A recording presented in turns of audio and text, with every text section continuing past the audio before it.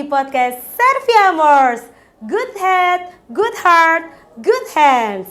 Kali ini sudah hadir bersama kita narasumber yang ketiga, Koordinator Bidang Kesiswaan Bapak Petrus Vincentius Malenkoten Esvil. Yeay! Apa kabar Pak Vincent?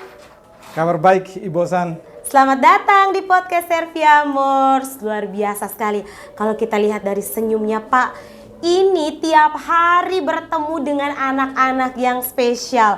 Benar begitu Bapak?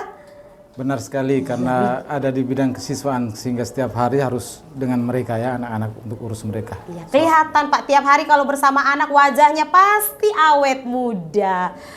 Bapak, untuk pertanyaan pertama, bagi-bagi tips dong Pak. Bagaimana sih menghadapi karakter-karakter baru anak-anak yang spesial para pelajar generasi Z kali ini?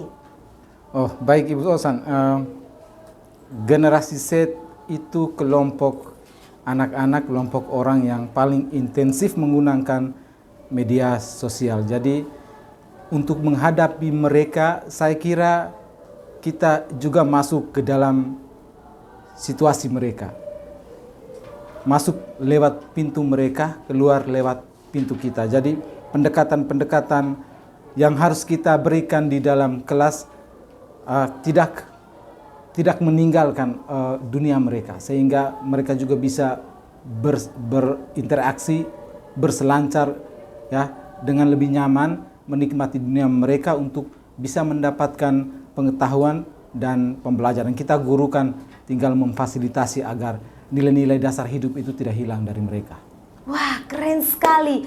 Menarik apa yang disampaikan oleh Pak Vincent tadi, bahwa cara untuk mendidik anak generasi Z adalah bawa mereka masuk lewat pintu mereka, tapi bawa mereka keluar melalui pintu kita.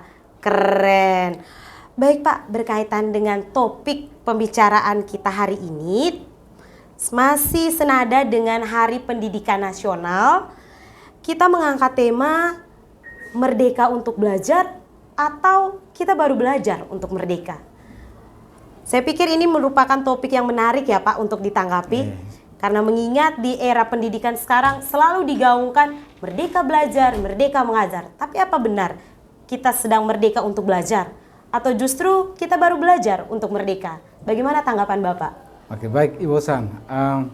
Istilah merdeka belajar atau belajar untuk merdeka tidak bisa terlepas juga dari istilah merdeka dari, atau ya merdeka dari kungkungan pembelajaran yang mungkin membuat siswa menjadi sumpek atau ketakutan dan sebagainya ya. Seperti misalnya sistem hafalan ya. Kan itu semuanya diberikan oleh guru. Guru punya mau begini, siswa ikut begini. Guru punya mau begitu, siswa harus ikut. Jadi sekarang kita harus keluar terlepas dari sistem ini.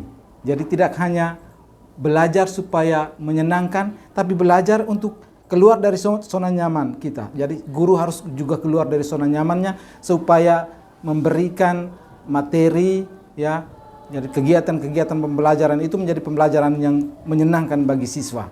Jadi saya kira istilah merdeka belajar ya harus bersumber pada pembelajaran, harus bersumber pada siswa agar siswa sungguh-sungguh menemukan diri dari hasil pembelajarannya. Begitu Ibu San. Baik, keren sekali ya. Jadi menurut Pak Vincent tadi bahwa yang belajar untuk merdeka bukan cuma anak loh, tapi kita Bapak Ibu guru juga ya Pak. Bagaimana kita keluar dari zona nyaman itu tadi.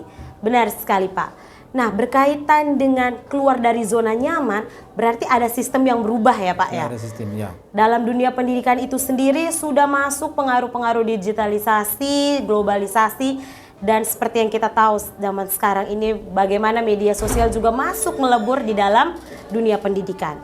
Menurut Bapak, apakah itu merupakan tantangan utama dalam dunia pendidikan? Atau justru masuknya digitalisasi merupakan kekuatan baru di dunia pendidikan? Bagaimana tanggapan Bapak? Dia adalah tantangan tapi juga kekuatan baru. Saya kira kalau guru tidak menggunakan sistem digitalisasi, sistem internet dalam pembelajaran, saya kira guru juga dengan demikian kehilangan potensinya di dalam menghadapi siswa-siswa yang ada di dalam generasi Z tadi, gitu. Jadi ini tantangan, guru harus belajar supaya menjadi kekuatan bagi dia di hadapan siswa-siswa generasi Z ini. Terima kasih.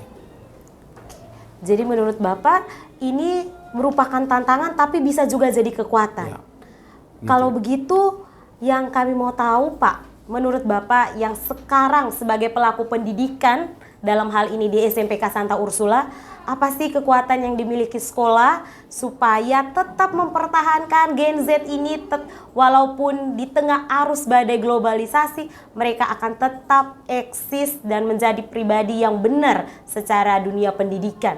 Apa sih Pak kekuatan yang dimiliki SMPK Santa Ursula? Bagaimanapun satu sekolah itu harus memiliki semangatnya ya, dan kita di SMPK Santa Ursula memiliki semangat Serviam. Tadi kita dengar Ibu Osan menyebutkan Serviam Mors, itu semangat orang-orang yang memiliki dalam dirinya jiwa Serviam itu. Dan kekuatan kita itu ada pada nilai dasar pendidikan Ursulin, yakni cinta dan belas kasih, integritas, keberanian dan ketangguhan, semangat persatuan, kesungguhan atau totalitas, dan semangat pelayanan. Kira-kira ini menjadi nilai-nilai yang melebur dalam sistem pembelajaran yang menjadi kekuatan kita sehingga juga menampakkan ciri khas dan karakter siswa kita. Begitu Ibu Osan. Luar biasa sekali ya, jawaban ini senada dengan jawaban yang diberikan oleh Suster Kepala Sekolah tadi di awal podcast kita, bahwa kekuatan SMPK Santa Ursula ada di core value-nya ya Pak, yaitu 6 dasar nilai-nilai Serviam. Bapak, mama, orang tua semua dan adik-adik kelas 6, jangan lupa yuk masuk di Ursula biar kita kenal nilai dasar 6 nilai dasar Serviam. Baik Bapak, kita sampai kepada penghujung pertanyaan kita di penghujung podcast ini. Pertanyaannya adalah bagaimana harapan Bapak untuk dunia pendidikan Indonesia ke depannya? Berhubung Bapak kan juga sebagai salah satu pelaku utama dalam dunia pendidikan, apa Bapak harapannya untuk pendidikan Indonesia di masa depan? Oke, Ibu Osan, terima kasih untuk pertanyaan yang luar biasa ya. Ini saya harus memberikan harapan untuk semua stakeholder pendidikan di Indonesia. Saya kira kita kembali ke nilai dasar pendidikan. Jadi harus punya filosofi pendidikan di setiap lembaga. Jadi semangat atau spirit yang membakar para pendidik, juga mengobori jiwa para peserta didik. Saya kira pendidikan yang berpegang pada tonggak pendidikan kita sekarang ini atau P5 itu, nilai-nilai yang harus kita dapatkan dari Pancasila itu harus tetap dihidupkan, karena yang ini kita tidak bisa harus baca dari buku begitu ya, tapi itu harus selalu dibiasakan sehingga menjiwai diri setiap peserta didik yang terlibat di dalam suatu sistem pendidikan. Wah, dalam sekali ya teman-teman.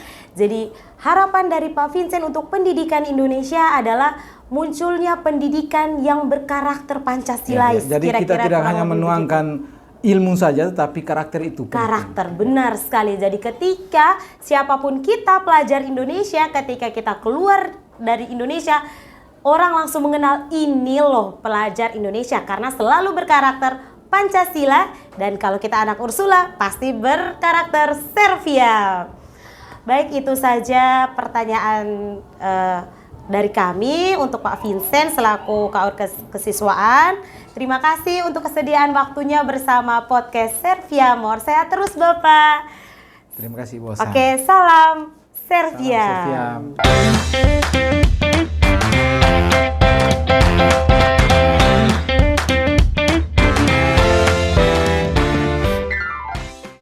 Pendidikan merupakan salah satu senjata yang paling ampuh untuk mengubah dunia. Baik, saya Osan Ladika pamit undur diri dalam podcast Servia Mors yang pertama. Nantikan bincang-bincang kita yang lain di link di bawah ini. Stay tune terus di media sosial kami. Bye-bye, salam Serviam.